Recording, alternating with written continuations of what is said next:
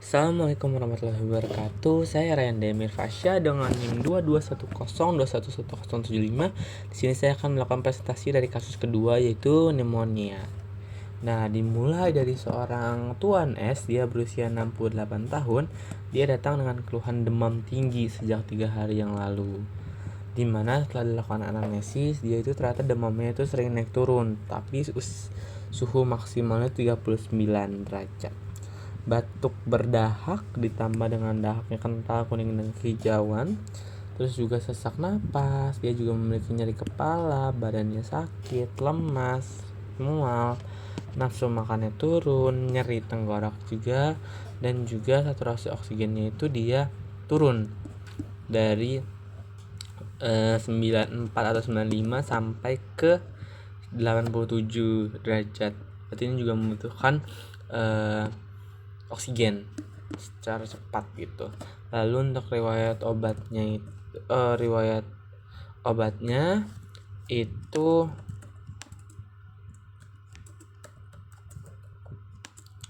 dia demamnya turun setelah dilakukan konsumsi antipiretik.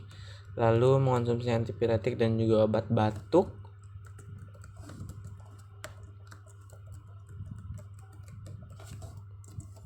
Ditambah dia juga rutin melakukan pengobatan DM dan juga hipertensi. DM-nya itu ada glimepiride dan juga hipertensinya itu ada amlodipin 1,5. Jadi dia memiliki riwayat penyakit dahulunya itu berupa DM dan juga hipertensi. Lalu untuk riwayat keluarganya, riwayat sosialnya dia lebih sering di rumah. Dia juga sekali ke kantor saja, tapi selalu memakai masker. Sudah 2 tahun. Dia juga menghisap 35 batang rokok per hari. Konsumsi alkohol dia disangkal. Nah, tips yang bisa saya ambil adalah adanya pneumonia, COVID-19 dan juga TB paru. Kenapa? Karena pneumonia ini ada batuk berdahak. Dia juga ada demam tinggi, demam sampai 39 derajat. Dia nyeri kepala juga, ada nyeri kepala, ada badannya sakit, lemas, mual, sesak nafas, bahkan nyeri tenggorok dan lain-lain. Lalu dia juga memiliki riwayat penyakit dahulunya DM dan juga hipertensi, bisa menurunkan imun, akhirnya lebih gampang pneumonia dan juga lalu COVID-19 juga dia bisa karena dia sesak napas, demamnya tinggi bahkan sampai 39. Biasanya 39 itu sudah masuk ke dalam kategori virus. Jadi infeksi virus itu biasanya sampai 39, lebih dari 38 gitu. Lalu adanya batuk juga, nafsu makannya turun, saturasi oksigennya menurun, sakit tenggorokan, dan juga banyaknya penyakit tadi seperti DM dan juga hipertensi. Lalu untuk TB paru dihipotetiskan karena dia ada batuk berdahak nih, bahkan dahaknya kental kuning hijau, sesak nafas, terus juga dia ada demam, ada lemas, mual, dan juga kebiasaan merokok. Lalu dilakukanlah pemeriksaan fisik nih. Fisiknya itu ada sakit berat dengan kompos mentis, TB-nya itu 165, TB-nya 57, jadi BMI-nya 20, masih dalam kategori normal. Tanda vitalnya itu dia tekanan darahnya dia meningkat, dia masuk dalam hipertensi derajat 1, respirator rate meningkat, dia sama 34 kali per menit, udah sesak napas banget. Lalu untuk nadinya dia 112, berarti sudah masuk dalam kategori takikardi. Suhunya dia sudah sangat tinggi, 39,7, sudah masuk dalam kategori febris. Nah, untuk kepala lehernya, untuk matanya itu dia nggak ada konjungtiva anemis, tidak ada anemia, tidak ada karakterik, tidak ada pemeriksaan KGB. Lalu untuk toraksnya itu dia bisa untuk ekspresi dia simetris dalam status di minimis, terus juga ada taktil setelah iga ini karena sesak napas tadi. Simetris taktilnya dia kanan dan kiri, redup. Nah, kalau redup ini biasanya karena adanya cairan, jadi dia suaranya teredup pada seluruh lapang paru. Lalu suara nafas dasar bronkofaskuler dan juga adanya rongki dominan di sisi kiri. Nah, rongki ini biasanya itu karena adanya cairan juga. Jadi udara yang keluar atau masuk itu dia terhambat oleh cairan, akhirnya terdengarlah bunyi rongki. Lalu jantungnya dalam batas normal, abdomennya juga normal, ekstremitasnya juga normal.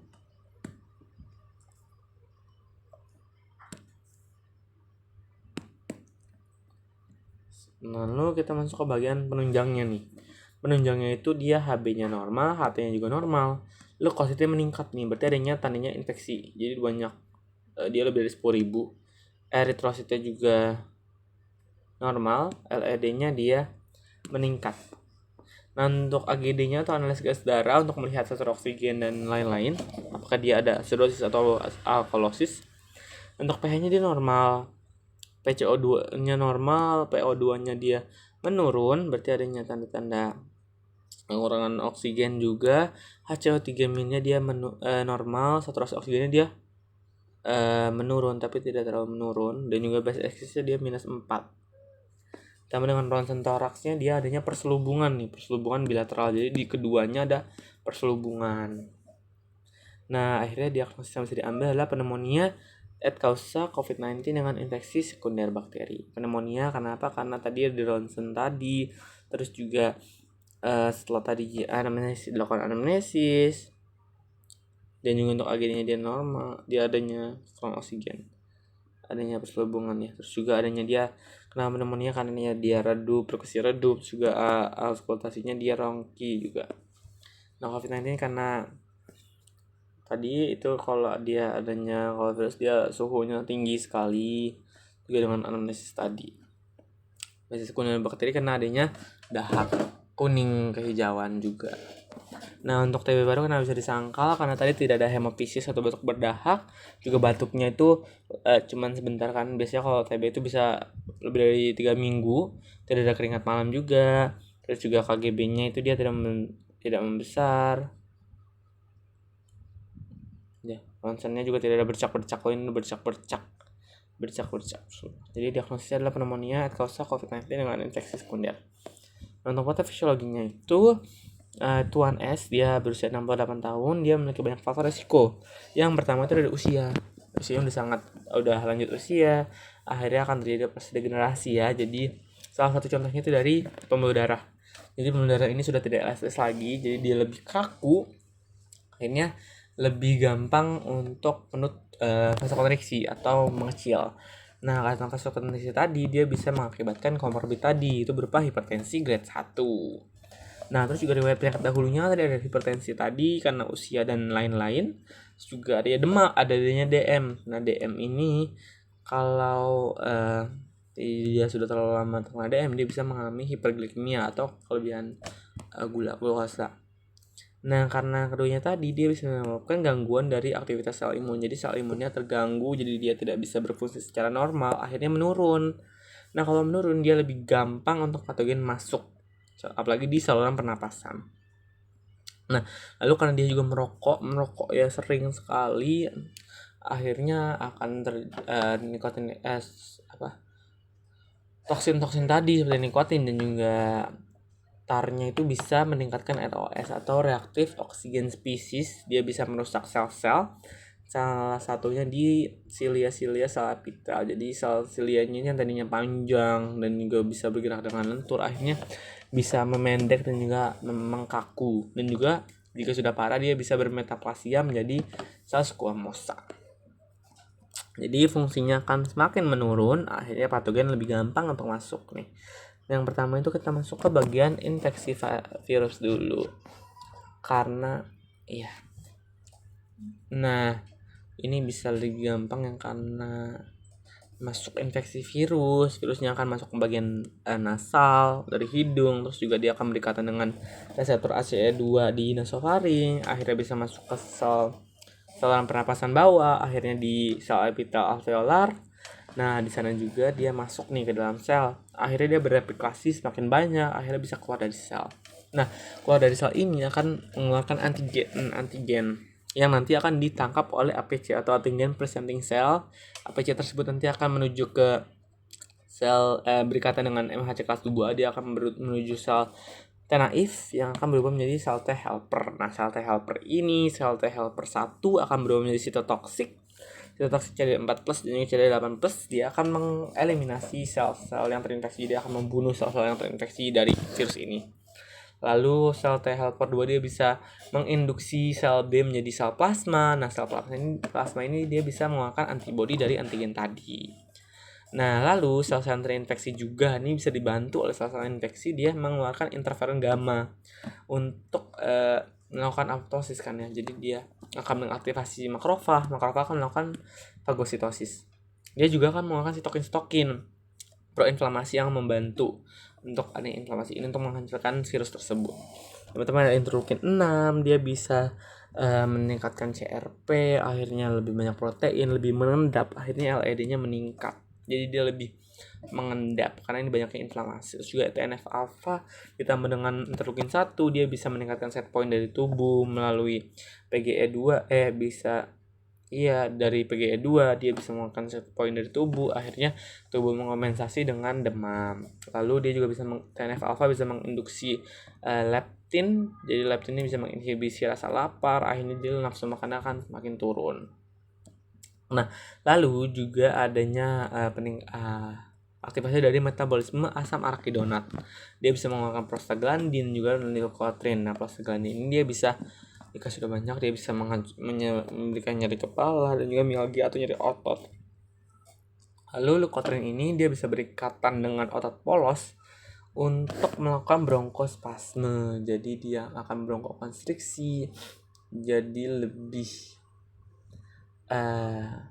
membuat dia susah untuk bernapas, akhirnya sesak napas nih, jadi lebih banyak napasnya. Lalu dia juga bisa berikatan dengan pembuluh darah, di permeabilitas vaskularnya meningkat, akhirnya dia bisa berikatan dengan endotel di kapiler ya, di paru, akhirnya permeabilitas vaskularnya meningkat, jadi lebih gampang cairan untuk keluar, akhirnya terjadi eksudat alveolus, jadi alveolusnya penuh dengan cairan. Akhirnya dia akan perkusinya redup di seluruh lapang paru karena banyak cairan. Dia juga ada rongki, adanya perselubungan bilateral, jadi banyak sekali cairan-cairan. Dan akhirnya karena cairan tersebut akhirnya akan membuat difusi oksigen CO2 akan semakin sulit gitu. Jadi karena adanya cairan jadi dia lebih susah untuk bertukaran gitu. Jadilah terjadilah hipoksemia yang terjadi dengan PO2-nya menurun dan juga base axis-nya juga menurun. Akhirnya dikompensasi oleh tubuh, jadi dia harus karena kurang oksigen nih, jadi dia butuh oksigen yang lebih banyak, akhirnya respiratory rate-nya meningkat, jadi lebih gampang sesak napas. Salah satunya bisa dibantu dengan retraksi sela iga agar lebih banyak oksigen yang masuk. Lalu ada heart rate yang meningkat kan karena oksigennya turun, jadi dia harus cepat-cepat mendeliver oksigen ke seluruh tubuh, jadi dia takikardi. Dia juga bisa mengalami metabolisme anaerob, jadi anaerob kan dia itu gak pakai oksigen tapi ATP-nya akan dikeluarkan sedikit dan juga bisa memakan asam laktat, jadi dia lebih gampang lemas dan juga mudah lelah. Nah, ini untuk infeksi virus. Nah karena infeksi virus ini akhirnya bisa menyebabkan flora normal dari tubuh itu jadi hancur gitu. Jadi bakteri-bakteri flora normal ini dia bisa ikut terpengaruhi karena banyak tadi adanya kerusakan-kerusakan, adanya inflamasi, tissue damage, jadi silia-silianya juga akan rusak. Akhirnya akan menyebabkan infeksi dari bakteri yang menyebabkan dia bisa berkolonisasi, jadi bisa sangat banyak, yang menyebabkan bisa paling dulu dia bisa mengalami inflamasi. Jadi inflamasi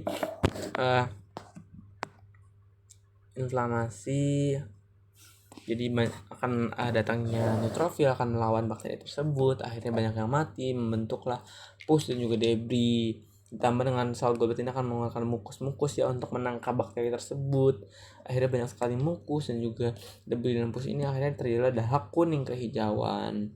Lalu dilakukan lagi pelepasan mediator inflamasi, salah satunya bisa menyebabkan cough reflex di middle oblongata, akhirnya ada refleks batuk, jadi dia batuk lah, batuknya ada dahak kayak batuk berdahak.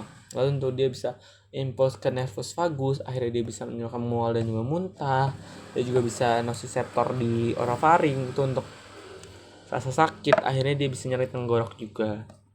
Nah dari faring tadi terus juga kolonisasi bisa semakin banyak, misalnya terjadi aspirasi ke paru, jadi bakteri tersebut akan menuju ke paru, akhirnya bisalah berkolonisasi di paru. Banyak nih paru, akhirnya bakteri tersebut bisa mengeluarkan toksin. Pertama bisa pneumolisin tuh dia bisa mengakibatkan inflamasi di alveolus, di paru-paru lainnya. Akhirnya terjadilah aktivasi dari makrofag. Kalau udah inflamasi tadi akhirnya aktivasi nih, jadi banyak, jadi makrofag akan melakukan fagositosis juga untuk melawan bakteri tadi dan juga bisa mengeluarkan sitokin proinflamasi yang tadi bisa melakukan tadi banyak ya, interleukin 1 untuk demam, terus juga interleukin 6 untuk AID-nya meningkat, TNF alpha bisa menyebabkan dia demam, nafsu makan turun, juga metabolisme asam arakidonaat bisa menyebabkan gejala ini. Nah, sudah untuk patofisiologinya bisa diberi. Lalu untuk tata laksananya, untuk ini bisa dilakukan stop untuk awalnya dia bisa lakukan tirah baring dan juga diet tinggi protein, bisa diberikan vitamin C untuk peningkatan sistem imun, dia 200 hingga 400 mg per 8 jam dalam 100 cc, NaCl 0,9% dalam 2 jam drip IV. Lalu untuk antivirusnya dia bisa oseltamivir 75 mg 2 kali sehari dalam 7 hari. Terus juga untuk bakterinya bisa berikan azitromycin 500 mg per hari 7 hari, levofloxacin 750 mg per hari selama 7 hari. Untuk antibiotiknya, jadi ada antivirus dan juga antibiotik. Lalu karena tadi dia laju endap darah meningkat, jadi ada penggumpalan, jadi lebih gampang mengendap. Akhirnya bisa diberikan antikoagulan dalam WH atau UFH atau unfractionated heparin. Nah, ya lalu juga untuk yang lain bisa dilakukan stop merokok, juga dilakukan tata laksana dari hipertensi dan juga DM tadi sudah glimepir dan juga metformin, terus juga bisa diberikan amlodipine. Baik, segitu saja yang bisa saya sampaikan. Mohon maaf apabila ada kesalahan. Terima kasih.